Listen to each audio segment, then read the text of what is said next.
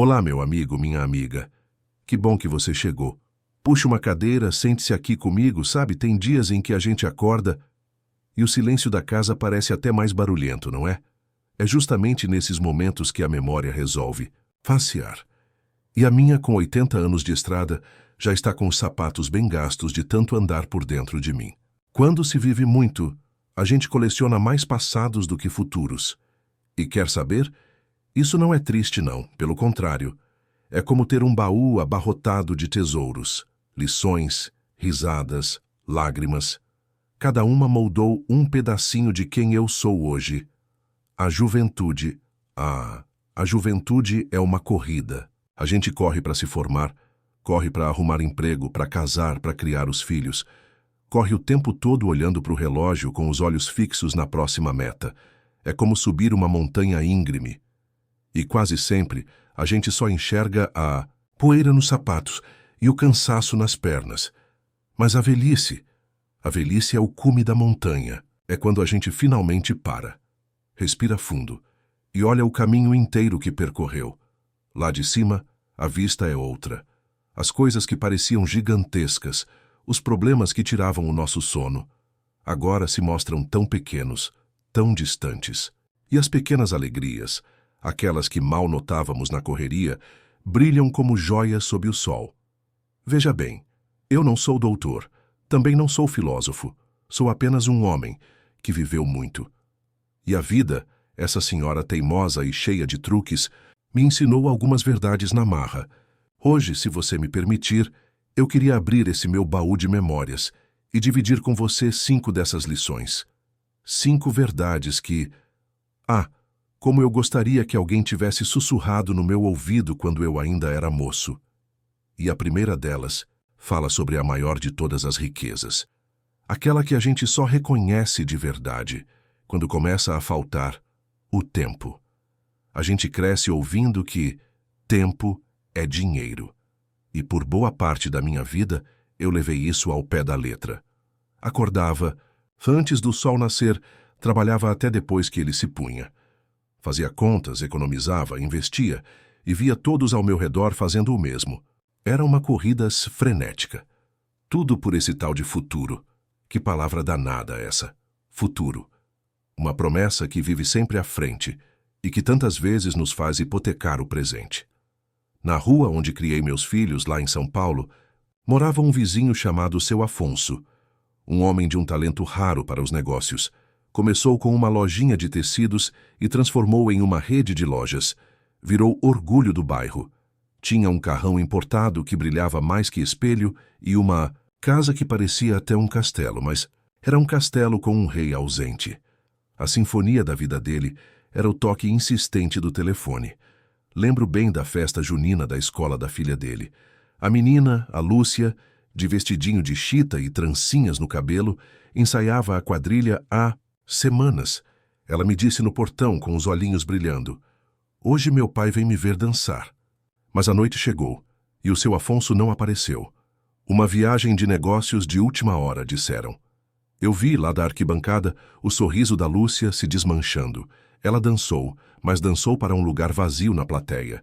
Ele deu a ela os vestidos mais bonitos, mas negou o que o coração dela mais queria: a presença.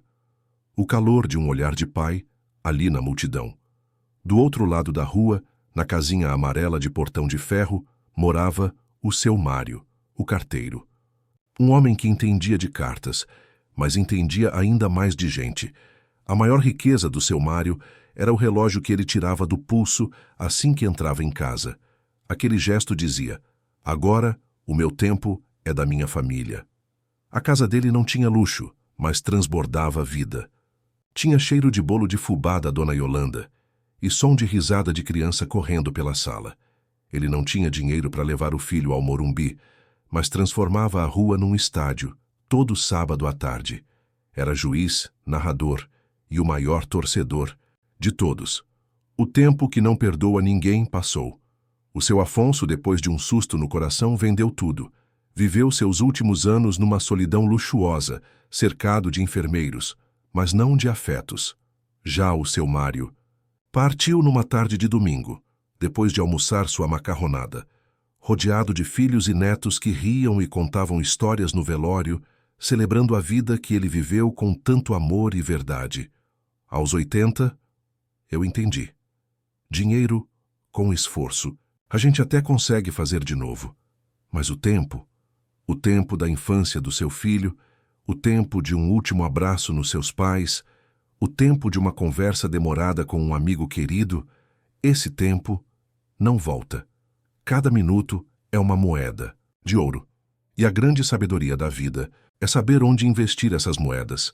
Em preocupações que o vento leva, ou em memórias que vão nos aquecer para sempre. Essa nossa prosa está te fazendo pensar. Então me faça um favor.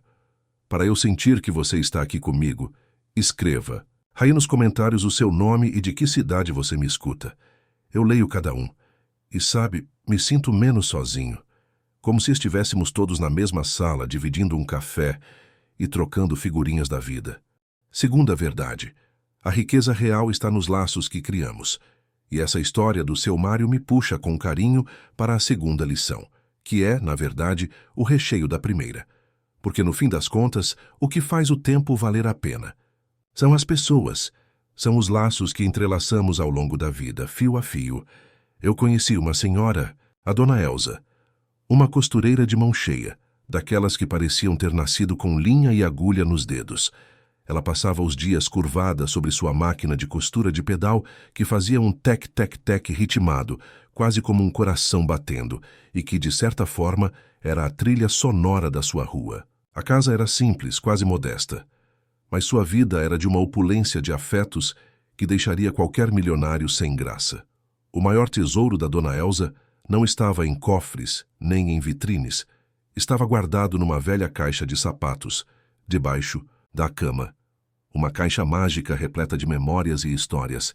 Eram cartas, bilhetes, pedaços de alma em papel. Cada um deles, uma verdadeira joia. Tinha o cartão de um afilhado que se formou engenheiro, onde ele dizia: Dinda, sem a senhora ter me dado aqueles pratos de comida e pago minhas passagens de ônibus, eu nunca teria chegado aqui. Tinha também um bilhete, com a letra trêmula, de uma vizinha idosa, agradecendo pela sopa quente levada com carinho quando ela ficou gripada e sozinha.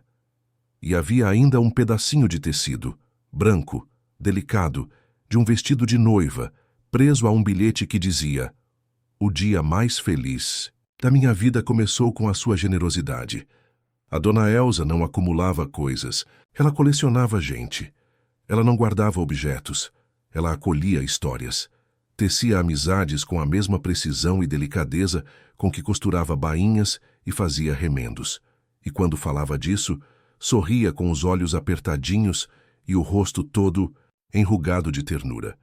Costumava dizer: as pessoas se matam para ter um carro, ter uma casa grande, ter roupas caras.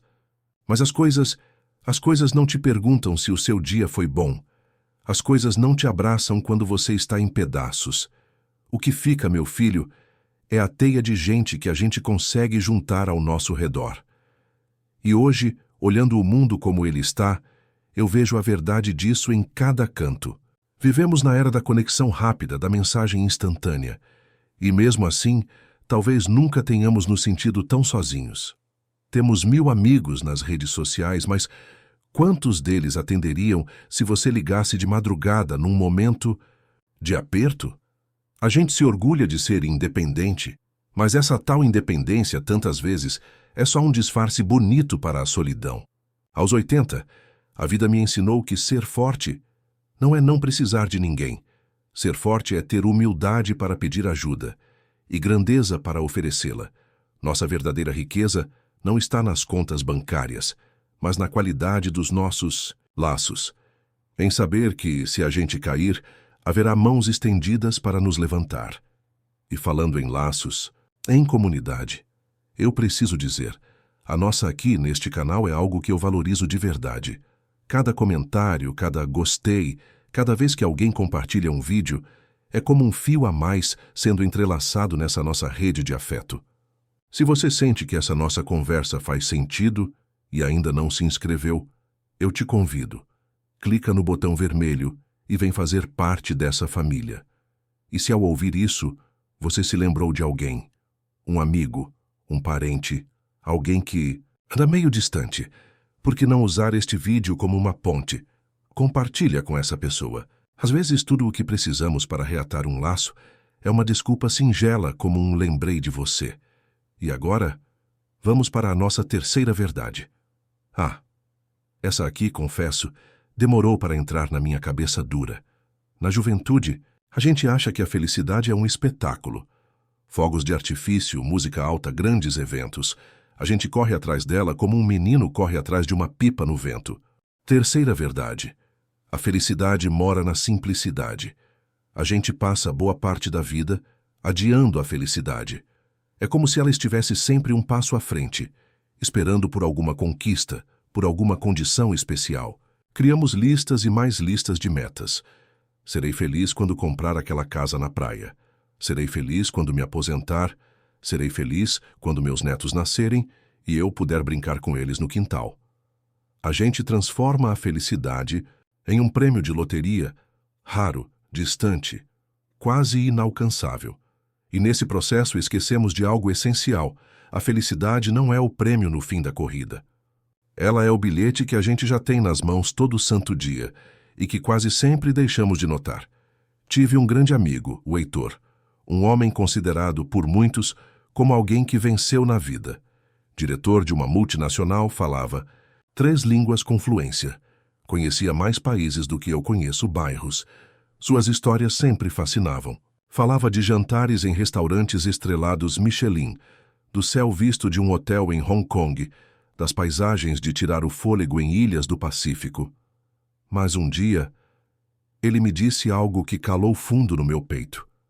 Estávamos no jardim da casa dele, um lugar simples, cheio de verde, quando ele apontou para uma joaninha que andava devagar sobre a folha de uma roseira.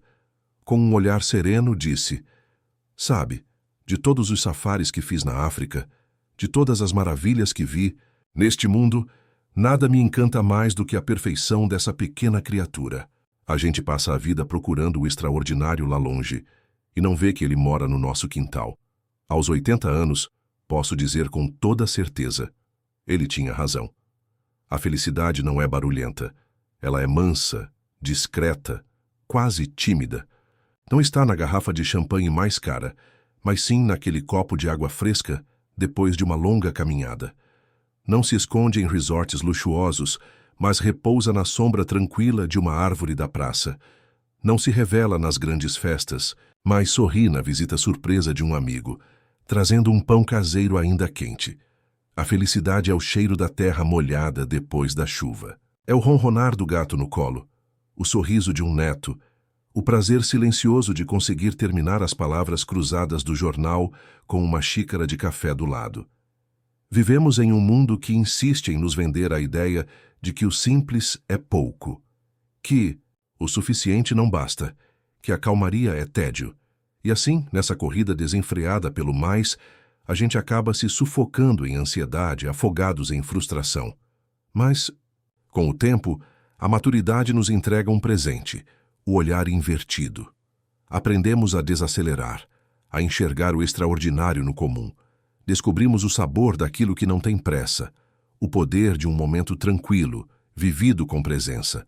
A felicidade, no fim das contas, não é um destino distante, mas uma disposição, a de saborear o caminho, com todas as suas pequenas e maravilhosas joaninhas pelo percurso. E agora me conta, e você? Qual foi a sua joaninha hoje? Aquele pequeno detalhe quase imperceptível, mas que fez você sorrir por dentro? Foi o bom dia sincero do porteiro? Foi o sabor da sua fruta preferida? Foi aquela música antiga que te trouxe uma lembrança boa do nada? Compartilhe aqui nos comentários essa pequena alegria. Vamos criar juntos um catálogo de felicidades simples e provar com cada história que a vida é, sim, bonita nos detalhes.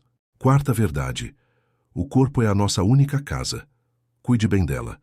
Agora vamos a uma verdade que a idade ensina sem pedir licença, sem cerimônia, às vezes com dureza.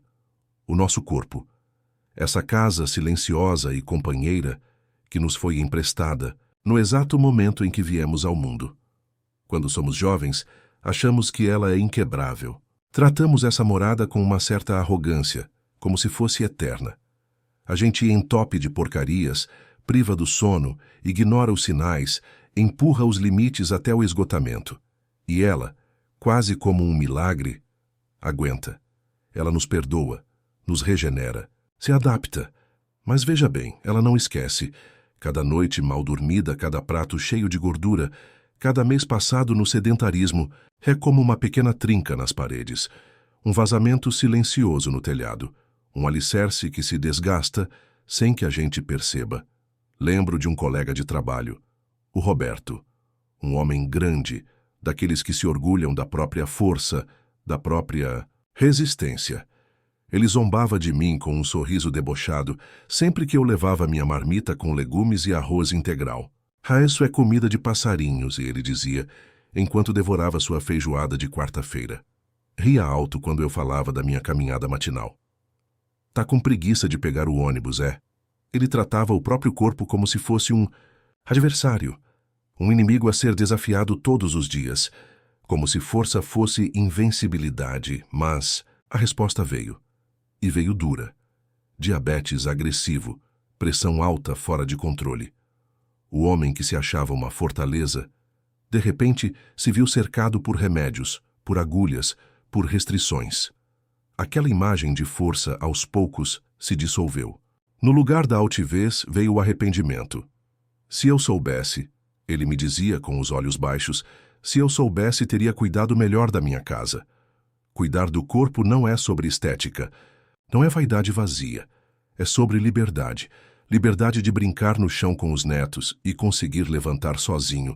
Liberdade de carregar as próprias sacolas do mercado sem dor. Liberdade de ter uma mente clara, leve e não ofuscada pela dor constante. Cada copo de água fresca é um gesto de respeito consigo mesmo. Cada passo de uma caminhada tranquila é uma declaração silenciosa de amor próprio. Cada fruta que você escolhe no lugar do doce é um investimento no seu futuro e na sua autonomia. E o mais bonito disso tudo é que essa casa responde. Mesmo depois dos 80, ela agradece. Um simples alongamento feito com carinho pode aliviar uma dor antiga.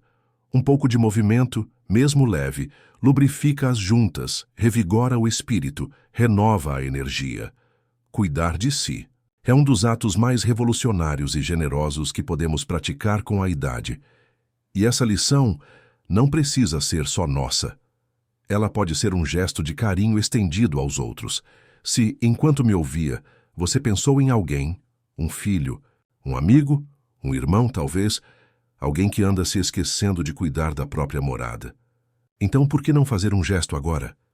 Compartilhe este vídeo, mas não como quem aponta o dedo, e sim como quem oferece um abraço, um lembrete afetuoso, de que a saúde é o alicerce de todos os outros sonhos que ainda queremos realizar. E se essa mensagem tocou o seu coração, deixe um gostei. Assim ela poderá chegar a mais e mais pessoas, e talvez ajudar alguém a voltar a cuidar com carinho da única casa onde viveremos até o fim. Quinta verdade: o perdão é um presente que você dá a si mesmo. E assim chegamos à nossa última verdade, talvez a mais desafiadora, a mais densa e, sem dúvida, a mais transformadora de todas: o perdão. Crescemos acreditando que perdoar é fazer um favor ao outro. É um gesto nobre que oferecemos a quem nos machucou, como se fosse uma absolvição, um selo de paz dado a quem muitas vezes nem pediu.